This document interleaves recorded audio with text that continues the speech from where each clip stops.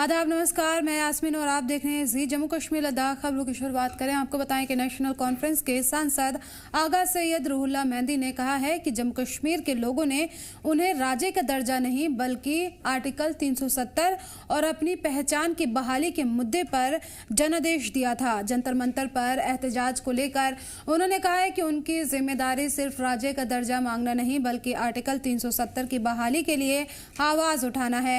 उन्होंने कहा है कि बीजेपी चाहती है कि लोग बाकी सभी मुद्दे भूलकर सिर्फ राज्य का दर्जा मांगे, लेकिन उनकी पार्टी ऐसा नहीं करेगी। उनका कहना था कि पिछले 70 सालों का इतिहास गवाह है कि जो अधिकार एक बार छिन गए वो आसानी से वापस नहीं मिले हैं।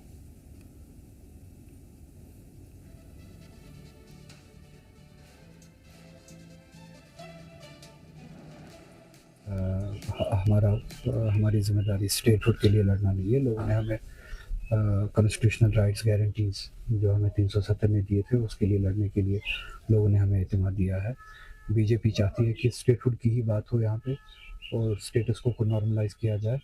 इसके ज़रिए वही स्टेटस को जो है नॉर्मलाइज होता है। बीजेपी का ही एजेंडा जो है पूरा होता है। सब कुछ भूला जाए और सिर्फ स्टेटहुड के बारे में बात की जाए। पिछले 70-80 साल की तारीख में हमने यही किया है कि जो हमसे छीना गया फिर हमने स्टेटस को कबूल किया, स्टेटस को नॉर्मलाइज किया। वो गलती हम फिर से दोहरा नहीं सकते हैं। पिछले 70-80 साल की तारीख शाहिद है। जो हमसे छीना गया वो हमें वापस कभी नहीं मिला।